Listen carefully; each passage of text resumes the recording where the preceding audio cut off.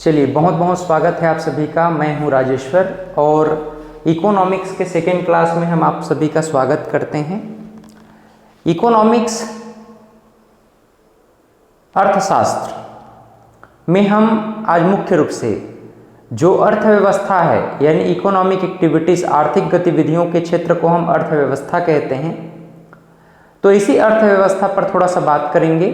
हम जानने का प्रयास करेंगे कि अर्थव्यवस्था को हम कितने रूपों में समझ सकते हैं, इसके टाइप्स क्या हैं, इसके प्रकार क्या हैं। ठीक है, तो आज हम मुख्य रूप से डिस्कस करना चाहते हैं, बात करना चाहते हैं अर्थव्यवस्था के प्रकार पर। ठीक, आज हम बात करना चाहते हैं अर्थव्यवस्था के प्रकार पर।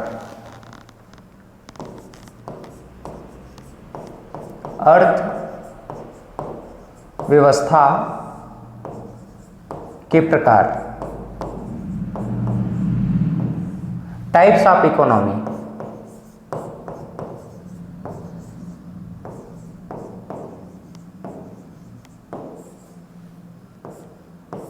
चीज़ों को जब आप सरलता से समझने लग जाते हैं, एक बार बस आपको पढ़ना है, पूरे मन से पढ़ना है। निश्चित रूप से कोई भी एग्ज़ाम इतना बड़ा नहीं है जिसे आप क्रैक नहीं कर पाएंगे, बशर्ते आपका नॉलेज सही होना चाहिए, है ना, पकड़ सही होना चाहिए सब्जेक्ट में। इसी नाम से ध्यान से और बारीकी से आप सुनिएगा। स्टेट पीसीएस, यूपीएससी और वन डे एग्जामिनेशन छत्तीसगढ़ से संबंधित सीजीपीएससी में एबीईओ, अभी जो रिक्रूटमेंट आने की संभावना है उसके लिए, है ना, Indian GS plus CGPSC prelims और व्यापम जैसे एग्ज़ाम और वन डे एग्ज़ाम के लिए हम यह क्लास स्पेशली अरेंज किए हैं। तो ध्यान से सुनते चलेंगे और चीज़ों को समझते हुए चलेंगे। अर्थव्यवस्था के प्रकार, अर्थव्यवस्था किसे कहते हैं, हमने प्रीवियस क्लास में देखा था। जो आर्थिक गतिविधियां हैं, आर्थिक गतिविधियां मतलब economic activities, in economic activities को ही हम क्या कहते हैं, अर्थव्यवस्था कहते हैं। अर्थात अर्थव्यवस्था जो है उत्पादन, उपभोग, विनिमय, वितरण, राजस्व, इन सभी का योग होता है। हम मुख्य रूप से अर्थव्यवस्था के प्रकार को समझने का प्रयास करेंगे। अर्थव्यवस्था को हम अध्ययन के दृष्टिकोण से 3 रूपों में समझेंगे। कौन कौन से? पहला, based on control, based on control.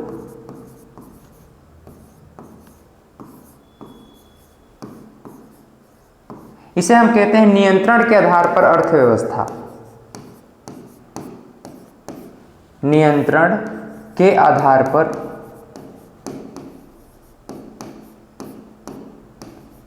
अर्थव्यवस्था,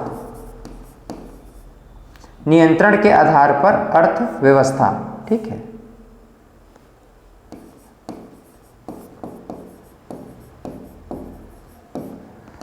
अर्थव्यवस्था के दूसरे प्रकार में हम देखेंगे विकास के आधार पर, based on development, based on development.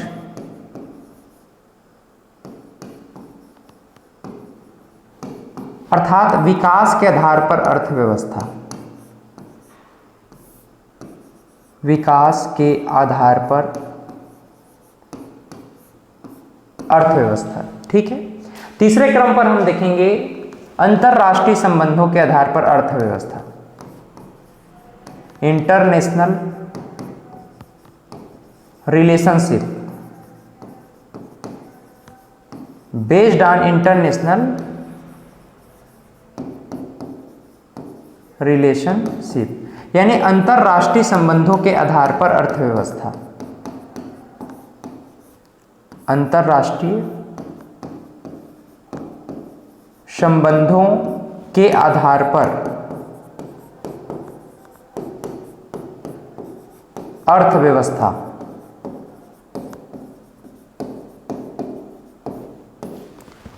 तो आप लोग समझ पाए हैं कि अर्थव्यवस्था के प्रकार को हम 3 तरह से समझ सकते हैं। इसके 3 प्रकारों को इस प्रकार से समझ सकते हैं, जैसे बेस्ड ऑन कंट्रोल, नियंत्रण के आधार पर अर्थव्यवस्था। दूसरा, बेस्ड ऑन डेवलपमेंट, विकास के आधार पर अर्थव्यवस्था। और तीसरा, बेस्ड ऑन इंटरनेशनल रिलेशनशिप यानी अंतर्राष्ट्रीय संबंधों के आधार पर अर्थव्यवस्था। सबसे पहले हम बेस्ड ऑन कंट्रोल यानी कि नियंत्रण के आधार पर अर्थव्यवस्था को जानने का प्रयास करेंगे। सबसे पहली बात तो आप ये समझिए कि कंट्रोल आखिर किसका हो सकता है, कंट्रोल आखिर किसका होगा।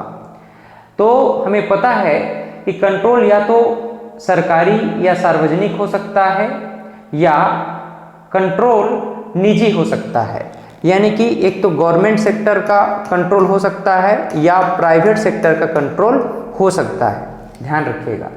तो जब भी उत्पादन के कारक तत्वों पर 50 या 50% से एबव पार्टनरशिप हो जाए, है ना, अधिक हो जाए, 50% से अधिक पार्टनरशिप हो जाए, तो जो निर्णय लेने की क्षमता है वह संबंधित क्षेत्र के द्वारा हो जाता है। जैसे कि उदाहरण के लिए कोई सेक्टर है, गवर्नमेंट और प्राइवेट सेक्टर का सम्मिलन है ना, मिश्रण है, या फिर उसे हम एक और व्यवस्था होती है जिसे हम सार्वजनिक कहते हैं, पब्लिक सेक्टर। पब्लिक सेक्टर में होता क्या है ना, जितने भी संसाधन हैं उस पर सभी का समान अधिकार होता है। गवर्नमेंट सेक्टर पे क्या होगा, 100% स्वामित्व किसका होगा, गवर्नमेंट का होगा। प्राइवेट सेक्टर में 100% स्वामित्व किसका होगा, उत्पादन के क्षेत्रों पर प्राइवेट सेक्टर का। लेकिन जैसे ही अगर प्राइवेट सेक्टर में और गवर्नमेंट सेक्टर का टाई अप है कहीं पर, है ना, मिश्रण है, कहाँ पर, स्पेशली अगर हम बात करें उत्पादन के क्षेत्रों पर, तो 50% से अगर अधिक कंट्रीब्यूशन प्राइवेट सेक्टर का हो गया, तो जो निर्णय लेने की क्षमता होगी वो किस पर होगी, किसके पास होगा, प्राइवेट सेक्टर। इस नाम से आपने देखा होगा, जब भी गवर्नमेंट या प्राइवेट सेक्टर के बात आती है तो प्राइवेट सेक्टर से कम 1% अधिक किसका कंट्रीब्यूशन होता है, गवर्नमेंट सेक्टर का, क्योंकि अंतिम अथॉरिटी गवर्नमेंट का रहे, अगर गवर्नमेंट के साथ कुछ भी टाई अप वगैरह करना है तब की कंडीशन में, है ना। तो समझ में आया, एक तो सरकारी या सार्वजनिक नियंत्रण हो सकता है उत्पादन के कारक तत्वों पर, या फिर निजी नियंत्रण हो सकता है। तो इसी के आधार पर हम अर्थव्यवस्था के प्रकार को नियंत्रण के द्वारा समझने का प्रयास करेंगे कि नियंत्रण के आधार पर अर्थव्यवस्था कितने प्रकार की होती है। ठीक है, तो नियंत्रण के आधार पर अर्थव्यवस्था, नियंत्रण के आधार पर अर्थव्यवस्था, based on control, based on control.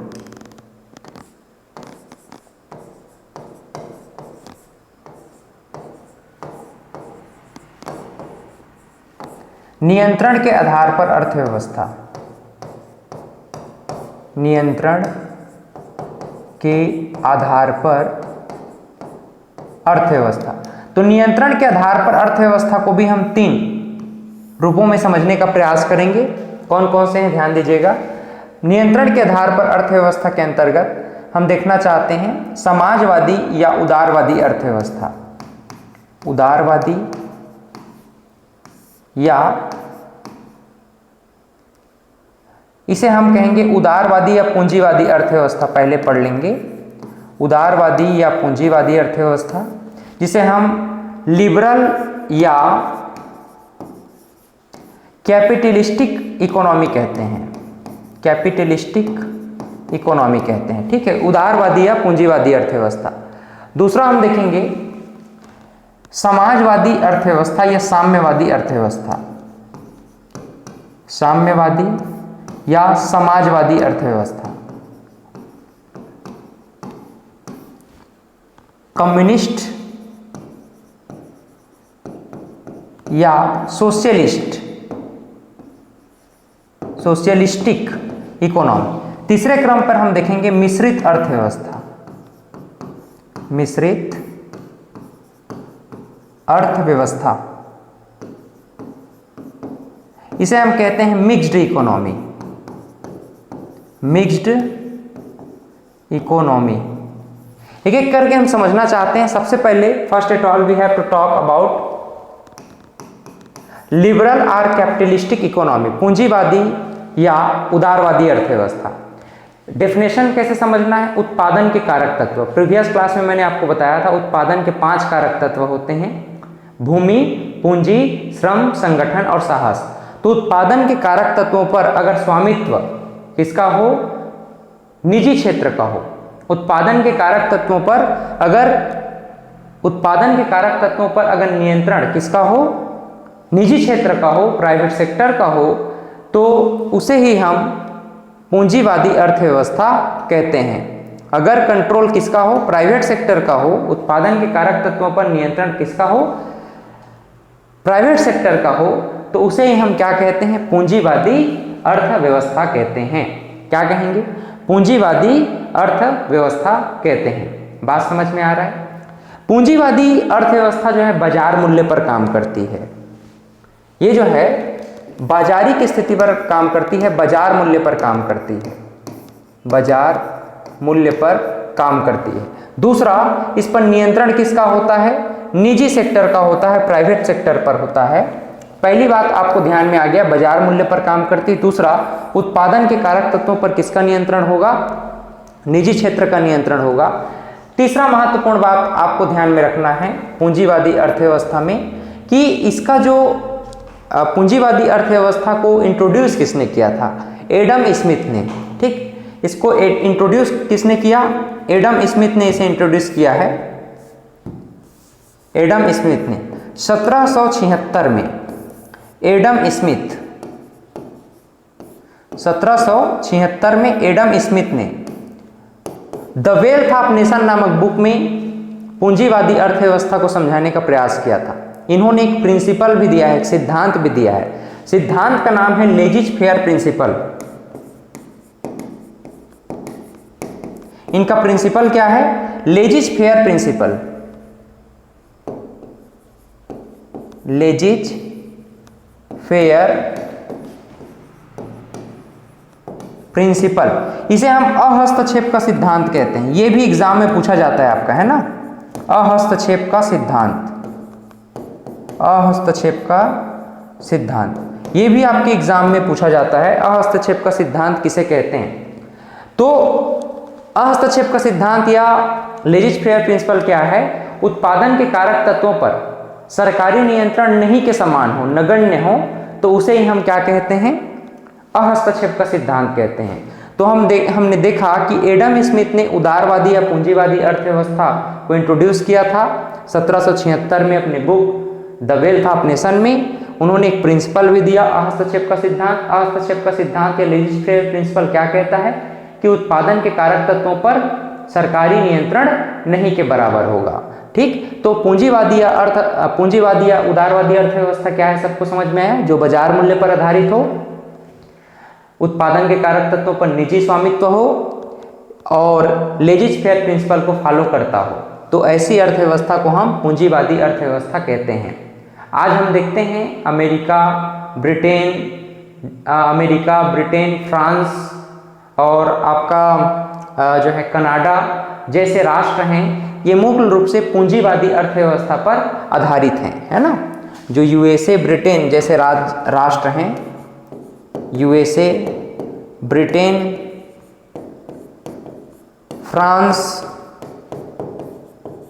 Canada जैसे राष्ट्र हैं, बड़े राष्ट्र हैं, ये मूल रूप से जो विकसित राष्ट्र हैं, ये पूंजीवादी अर्थव्यवस्था पर आधारित है। वहीं अगर हम बात करें समाजवादी अर्थव्यवस्था की या सोशलिस्टिक इकोनॉमी की, तो सोशलिस्टिक इकोनॉमी का जो प्रारंभ है 1917 के बोल्शेविक क्रांति रसिया से प्रारंभ होता है। इसके प्रणेता माने जाते हैं जर्मनी के प्रसिद्ध समाजवादी विचारक कार्ल मार्क्स, है ना। तो इसके प्रणेता कौन है, कार्ल मार्क्स हैं, कार्ल मार्क्स। समाजवादी जो क्रांति है, बोल्शेविक क्रांति रसिया से 1917 में प्रारंभ हुआ था। कार्ल मार्क्स समाजवाद के एक अच्छे प्रणेता माने जाते हैं, उन्हीं के द्वारा ये जो है थ्योरी दिया गया था। हम आगे चल करके देखते हैं कि जो समाजवादी विचारधारा है ये यूएसएसआर के द्वारा सर्वप्रथम अपनाया गया। यूएसएसआर मतलब भूतपूर्व सोवियत संघ, यूएसएसआर यानी भूतपूर्व सोवियत संघ के द्वारा इसे स्वीकार किया गया था। और जो समाजवादी अर्थव्यवस्था है, समाजवादी अर्थव्यवस्था में हम जानते हैं कि उत्पादन के कारक तत्वों पर सरकारी नियंत्रण होता है, उत्पादन के कारक तत्वों पर सरकारी नियंत्रण होता है। इसे ही हम क्या कहेंगे, समाजवादी अर्थव्यवस्था कहेंगे। समाजवादी अर्थव्यवस्था का पर्पस क्या है, उद्देश्य क्या है? वर्गविहीन समतामूलक समाज की स्थापना करना। पुनः सुन लीजिए, वर्गविहीन समतामूलक समाज की स्थापना करना, इक्वालिटी स्थापित करना इस समाजवादी अर्थव्यवस्था का मूल उद्देश्य है। जैसे साम्यवादी, कम्युनिस्ट कहें तो साम्यवादी अर्थव्यवस्था का एक बढ़िया उदाहरण क्या है? चाइना, डेनमार्क, क्यूबा, यूएसएसआर, ये सभी किस प्रकार की अर्थव्यवस्था को फॉलो करते हैं? समाजवादी अर्थव्यवस्था को फॉलो करते हैं। वहीं अगर हम बात करें मिश्रित अर्थव्यवस्था की, मिक्स्ड इकोनॉमी की, तो मिक्स्ड इकोनॉमी में हम देखते हैं कि दोनों प्रकार की अर्थव्यवस्थाएं शामिल होती हैं। ठीक है, मिश्रित इकोनॉमी में, मिश्रित अर्थव्यवस्था में, मिक्स्ड इकोनॉमी में दोनों प्रकार की अर्थव्यवस्था शामिल होती है, जहां समाजवादी और पूंजीवादी अर्थव्यवस्था के गुण सम्मिलित होते हैं। ठीक है, समाजवादी और पूंजीवादी दोनों प्रकार की अर्थव्यवस्था के गुण जहां सम्मिलित होते हैं, उसे ही हम क्या कहते हैं? मिश्रित अर्थव्यवस्था कहते हैं। मिश्रित अर्थव्यवस्था भारत में अपनाई जाती है, न केवल भारत में बल्कि विश्व में बहुत सारे जो विकासशील राष्ट्र हैं, जैसे भारत देश, नेपाल, भूटान, श्रीलंका, है ना, पाकिस्तान, ऐसे देश जहां पर किस प्रकार की अर्थव्यवस्था अपनाई जाती है? मिश्रित अर्थव्यवस्था अपनाई जाती है, मिक्स्ड इकोनॉमी अपनाई जाती है। भारत ने सर्वप्रथम 1948 में इसे अडॉप्ट किया था। मिश्रित अर्थव्यवस्था को भारत ने 1948 में अडॉप्ट किया था। Adopted by India, adopted by India. लेकिन भारत में ये लागू कब हुआ अगर पूछा जाए तो लागू हुआ, स्वीकार कब किया गया था? स्वीकार किया गया था 1948 में, लेकिन लागू कब हुआ? सेकेंड 5 ईयर प्लान में, सेकेंड 5 ईयर प्लान, मतलब दूसरे पंचवर्षीय योजना में इसे लागू किया गया था। अब देखो, एक तरफ क्या है, अंतरराष्ट्रीय दबाव बनेगा ना, एक तरफ अमेरिका भी भारत का मित्र राष्ट्र है और दूसरी तरफ यूएसएसआर, भूतपूर्व सोवियत संघ, रसिया भी अपना मित्र राष्ट्र है, तो इसका प्रभाव डेफिनेटली पड़ेगा। एक तरफ यूएसएसआर कहेगा कि भाई तुम्हें अभी आज़ाद हुए हो 1947 में, तुम्हें कैसी अर्थव्यवस्था की आवश्यकता है? समाजवादी, वर्गविहीन, समतामूलक समाज की स्थापना तुम्हें करना है। लेकिन अमेरिका क्या कहती है? अमेरिका कहती है कि आपको कैसी अर्थव्यवस्था चाहिए अपनी इकोनॉमी को बूस्ट करने के लिए? पूंजीवादी अर्थव्यवस्था। दोनों के जो विचार हैं, दोनों के विचार क्या हो जाते हैं? कन्फ्लिक्ट हो जाते हैं, टकराव हो जाते हैं। तो भारत देश ने फाइनली इस अर्थव्यवस्था को अडॉप्ट किया। कैसी अर्थव्यवस्था को? 1948 में मिक्स्ड इकोनॉमी को। और मिश्रित अर्थव्यवस्था के जो प्रणेता हैं जॉन मेनार्ड किन्स को माना गया है। इसके जो प्रणेता हैं कौन है? John Maynard Keynes, John Maynard Keynes. तो जॉन मेनार्ड किन्स ने मिश्रित इकोनॉमी को, मिक्स्ड इकोनॉमी को इंट्रोड्यूस किया था। मिश्रित अर्थव्यवस्था पूंजीवादी और समाजवादी दोनों प्रकार के अर्थव्यवस्था का सम्मिश्रण है। लगभग सभी विकासशील देश, वैश्विक रूप से लगभग बहुत सारे विकासशील देश जैसे कि नेपाल, भूटान, श्रीलंका, भारत, अफगानिस्तान, पाकिस्तान जैसे देश मिश्रित अर्थव्यवस्था को अपनाते हैं। भारत ने 1948 में इसे स्वीकार किया और लागू किया द्वितीय पंचवर्षीय योजना में, सेकेंड 5 ईयर प्लान में। ठीक, यहाँ तक सबको समझ में आया? तो नियंत्रण के आधार पर हम लोगों ने अर्थव्यवस्था को समझा है। अब हम जानना चाहेंगे विकास के आधार पर अर्थव्यवस्था कितने प्रकार के होते हैं। ठीक है, विकास के आधार पर अर्थव्यवस्था, based on development, based on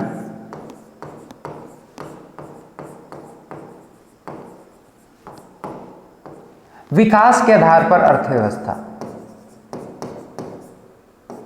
विकास के आधार पर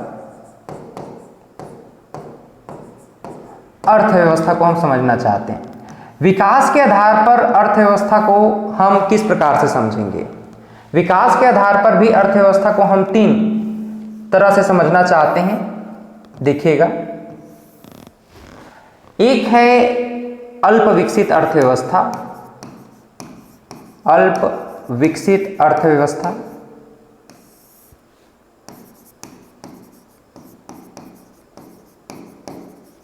इसे हम अंडर डेवलपिंग इकोनॉमी कह सकते हैं, अंडर डेवलपिंग इकोनॉमी कह सकते हैं। ठीक है, दूसरा है, ये पहला क्या है, अंडर डेवलपिंग इकोनॉमी यानी अल्प विकसित अर्थव्यवस्था। दूसरा है विकासशील अर्थव्यवस्था, विकासशील अर्थव्यवस्था, विकासशील अर्थव्यवस्था। ठीक है, इसे हम डेवलपिंग इकोनॉमी कहते हैं, डेवलपिंग इकोनॉमी कहते हैं। ठीक है, यानी विकासशील अर्थव्यवस्था। तीसरा है विकसित अर्थव्यवस्था, विकसित अर्थव्यवस्था, इसे हम कहते हैं डेवलप्ड इकोनॉमी,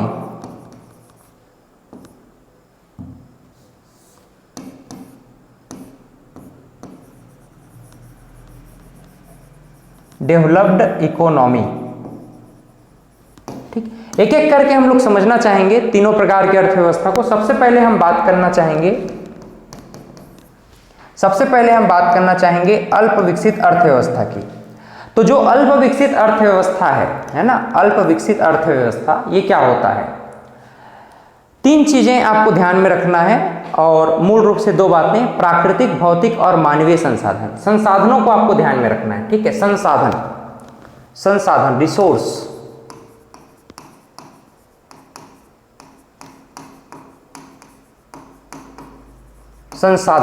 संसाधन में आपको कैसे संसाधन, प्राकृतिक या भौतिक,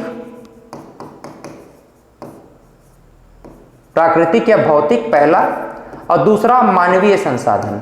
ठीक है, दूसरा क्या है, मानवीय संसाधन। तो दो प्रकार के संसाधन आपको ध्यान में रखना है, प्राकृतिक या भौतिक और दूसरा मानवीय संसाधन। अब इसी के आधार पर हम तीनों को डिफाइन करना चाहेंगे। ऐसा देश राज्य या भूखंड जहां प्राकृतिक, भौतिक या मानवीय संसाधनों की कमी पाई जाती है।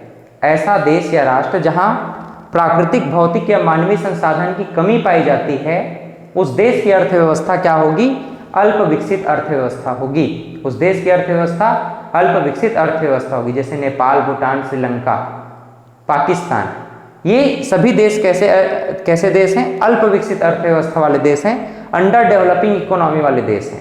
ठीक है, वहीं अगर हम बात करें विकासशील अर्थव्यवस्था की, तो विकासशील अर्थव्यवस्था वह अर्थव्यवस्था है जहां प्राकृतिक, भौतिक और मानवीय तीनों प्रकार के संसाधन प्रचुर मात्रा में पाए जाते हैं, अपितु यहां मांग और आपूर्ति की समस्या बनी रहती है। ठीक है, तो यहां जो है तीनों प्रकार के जो रिसोर्स हैं, रिसोर्स पाए जा रहे हैं। क्या रिसोर्स लेक ऑफ रिसोर्सेस है? नहीं है, लेक ऑफ रिसोर्सेस यहां नहीं देखने को मिल रहा है।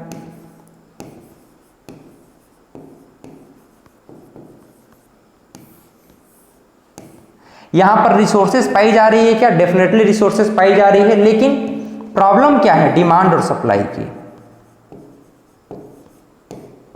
Demand and supply. ठीक है, प्रॉब्लम किसका है भाई, डिमांड और सप्लाई की समस्या है। किसकी समस्या है, डिमांड और सप्लाई की, मांग और आपूर्ति। कहने का मतलब है भारत देश में जनसंख्या इतना है कि हम जितना उत्पादन करते हैं वो हमारे ही लोगों को आपूर्ति नहीं हो पाता, फिर भी हमको इंपोर्ट कराना पड़ जाता है बहुत सारी वस्तुओं को अन्य देशों से। तो यही मांग और आपूर्ति कहलाता है। मांग और आपूर्ति का नियम मैंने प्रीवियस क्लास में आपको समझाया था, एक बार और हम उस पर डिस्कस कर लेंगे एक अन्य क्लास में कि मांग और आपूर्ति का नियम क्या होता है, बाजार का नियम क्या होता है, उस पर हम फिर से बात कर लेंगे। तो जो रिसोर्सेस हैं डिमांड और सप्लाई की, है ना, इसमें समस्या बनी रहती है। ऐसे देश को, ऐसे राज्य को हम क्या कहेंगे, विकासशील अर्थव्यवस्था वाला देश कहेंगे। जैसे भारत, वर्तमान में पाकिस्तान भी इस ओर आ गया है, पहले अल्प विकसित था, विकासशील देश की ओर अग्रसर हो रहे हैं ना। ध्यान दीजिएगा, विकासशील अर्थव्यवस्था हम किसे कहेंगे, डेवलपिंग कंट्री हम किसे कहेंगे, ऐसा देश या राज्य जहां प्राकृतिक, भौतिक या मानवीय तीनों प्रकार के संसाधन पर्याप्त मात्रा में उपलब्ध है अपितु मांग और आपूर्ति की समस्या बनी रहती है, ऐसे देश को, ऐसे राज्य को हम विकासशील अर्थव्यवस्था वाला देश या राज्य कहते हैं। क्लियर है? इसके बाद हम बात करना चाहते हैं विकसित अर्थव्यवस्था की, डेवलप्ड कंट्रीज, है ना, डेवलप्ड कंट्रीज। डेवलप्ड कंट्रीज हम किसे कहेंगे? What do you mean by developed countries? ऐसा देश या राष्ट्र जहां प्राकृतिक, भौतिक या मानवीय संसाधन अर्थात रिसोर्सेस, यानी resources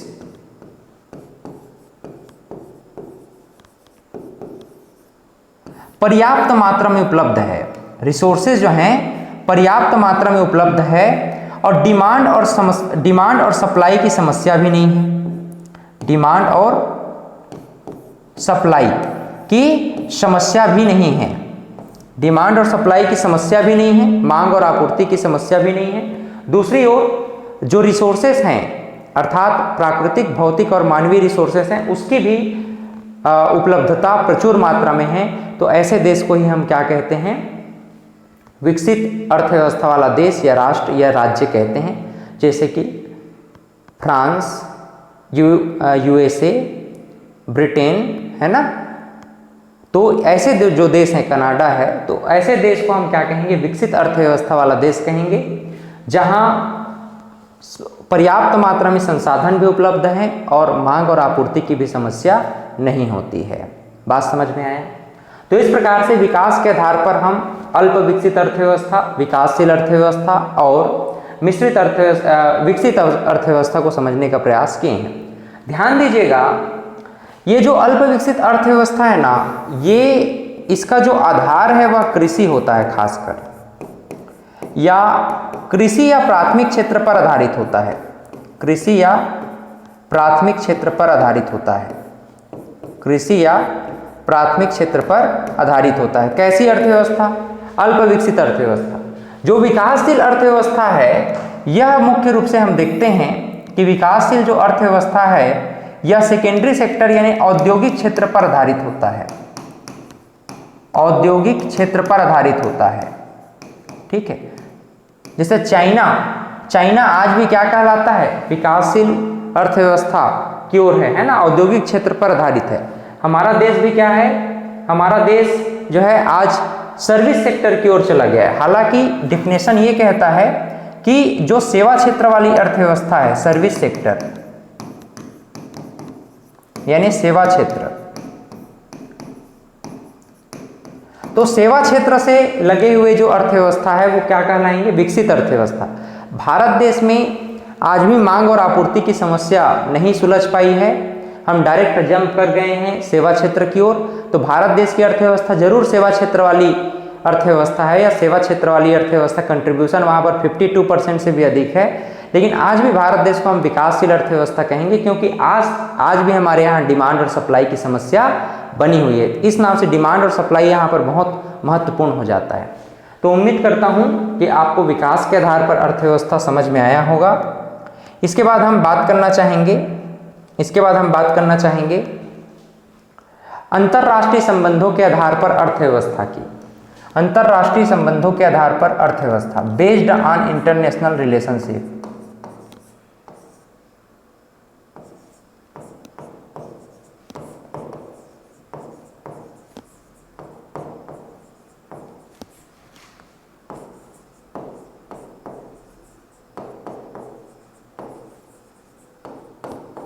based on international relationship, अंतर्राष्ट्रीय संबंधों के आधार पर अर्थव्यवस्था।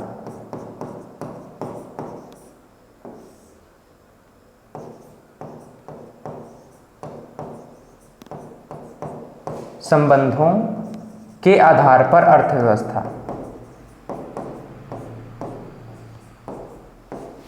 अंतर्राष्ट्रीय संबंधों के आधार पर अर्थव्यवस्था हम समझना चाहते हैं। ध्यान दीजिएगा, अंतर्राष्ट्रीय संबंधों के आधार पर अर्थव्यवस्था को हम दो रूपों में समझ सकते हैं। एक तो है खुली अर्थव्यवस्था,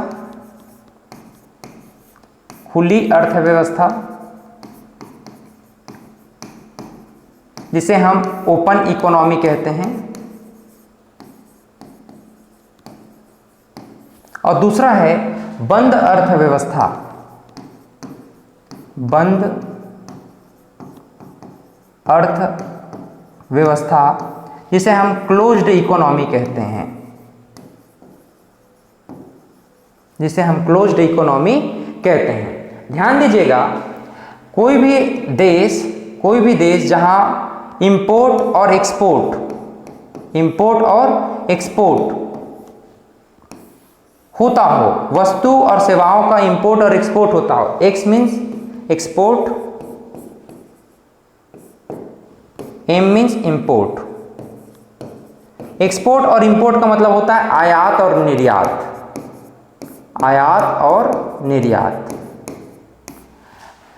ऐसा कोई देश या राष्ट्र जहां इंपोर्ट और एक्सपोर्ट दोनों होता हो वस्तु और सेवाओं का, तो उस देश की अर्थव्यवस्था कैसी कहलाती है? खुली अर्थव्यवस्था कहलाती है। वर्तमान विश्व में लगभग सभी अर्थव्यवस्था कैसी अर्थव्यवस्था है? खुली अर्थव्यवस्था है, ठीक है। लेकिन वहीं अगर हम बात करें बंद अर्थव्यवस्था की, क्लोज्ड इकोनॉमी की, तो यहां पर जो आयात निर्यात का जो व्यवहार है वह सीमित होता है, क्लोज्ड होता है। तो ऐसी अर्थव्यवस्था, ऐसा देश जहां आयात और निर्यात नहीं होते वस्तु और सेवाओं का, ऐसी अर्थव्यवस्था को हम क्लोज्ड इकोनॉमी कहते हैं। ऐसी अर्थव्यवस्था जहां इंपोर्ट और एक्सपोर्ट शून्य होता है, जहां अर्थव्यवस्था में आयात और निर्यात नहीं होते हैं वस्तु और सेवाओं की, ऐसी अर्थव्यवस्था को हम बंद अर्थव्यवस्था कहते हैं। जैसे इसका एकमात्र एग्जाम्पल अभी पूरे विश्व में है, वह है नॉर्थ कोरिया, ठीक है। अब ध्यान रखिएगा, ये जो नॉर्थ कोरिया है ये समाजवादी अर्थव्यवस्था या साम्यवादी अर्थव्यवस्था को अडॉप्ट करता है ना। तो बंद अर्थव्यवस्था में, क्लोज्ड इकोनॉमी में हम देखते हैं कि ऐसी अर्थव्यवस्था जहां वैश्विक रूप से आयात और निर्यात वस्तु और सेवाओं का नहीं किया जाता, ऐसी अर्थव्यवस्था को ही हम क्या कहेंगे? बंद अर्थव्यवस्था कहते हैं। खुली अर्थव्यवस्था क्या है? ऐसी अर्थव्यवस्था जहां हम वैश्विक दृष्टिकोण से आयात और निर्यात करते हैं, ऐसी अर्थव्यवस्था जो है, ऐसी अर्थव्यवस्था क्या कहलाती? खुली अर्थव्यवस्था। यहाँ पर हमने एक टाइप्स ऑफ इकोनॉमी को सरल रूप में समझाने का प्रयास किया कि जो पूंजीवादी अर्थव्यवस्था है नियंत्रण के आधार पर, वह बाजार मूल्य पर आधारित होती है। सोशलिस्टिक इकोनॉमी प्रशासनिक मूल्य पर आधारित होती है। और बाजार मूल्य और प्रशासनिक मूल्य दोनों कहाँ पर सम्मिलित होते हैं? तो दोनों प्रकार की जो विचारधारा है वह मिश्रित अर्थव्यवस्था में सम्मिलित होता है। वहीं बेस्ड ऑन पीसीआई अर्थात प्रति व्यक्ति आय के आधार पर अर्थव्यवस्था की बात करें, प्रति व्यक्ति आय के आधार पर,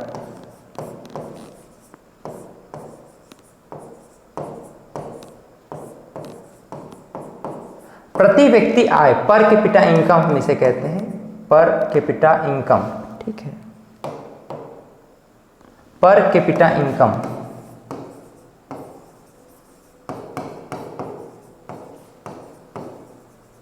प्रति व्यक्ति आय के आधार पर अर्थव्यवस्था की अगर हम बात करें तो प्रति व्यक्ति आय के आधार पर हम 4 दृष्टिकोण से अर्थव्यवस्था को समझ सकते हैं। कौन कौन से? ध्यान दीजिएगा, निम्न आय वर्ग, निम्न मध्यम आय वर्ग, उच्च मध्यम आय वर्ग और उच्च आय वर्ग, ठीक है, और उच्च आय वर्ग। निम्न आय वर्ग, निम्न मध्यम आय वर्ग, उच्च मध्यम आय वर्ग और उच्च आय वर्ग। विश्व बैंक कहता है कि निम्न आय वर्ग कौन है? जिनका इनकम, जिनका सोर्स ऑफ इनकम या इनकम कितना है? $1045 या उससे कम है, तो वो क्या कहलाएंगे? निम्न आय वर्ग से संबंधित व्यक्ति कहलाएंगे।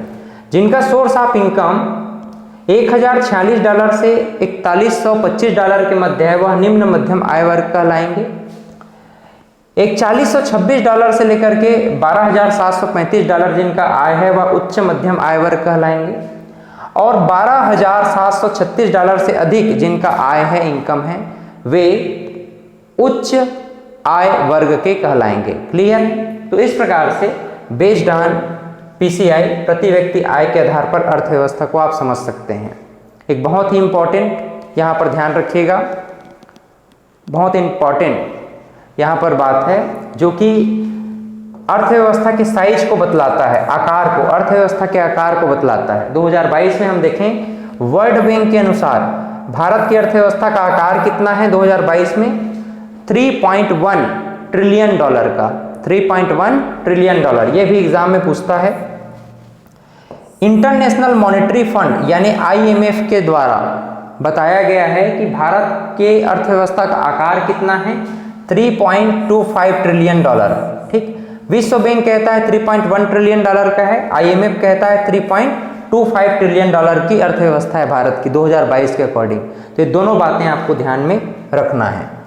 अंतिम में हम बात करना चाहेंगे साइज ऑफ इकोनॉमी 2022 के अनुसार GDP के रैंक पर और PPP के रैंक पर। GDP ग्रॉस डोमेस्टिक प्रोडक्ट, सकल घरेलू उत्पाद, जो भारत की आंतरिक उत्पादन शक्ति को दर्शाता है, आर्थिक समृद्धि को दर्शाता है। तो GDP का रैंक हम देखें तो भारत का क्रम कौन से नंबर पे है, 5वें क्रम पर है। पहले 7वें क्रम पर था, फिर 6ठे क्रम पे आया, अब 5वें क्रम पे 2022 में। पहले क्रम पे USA, फिर चाइना, फिर जापान, फिर जर्मनी, उसके बाद इंडिया। विश्व में 5वें क्रम पर भारत का नाम आता है GDP के रैंक पर।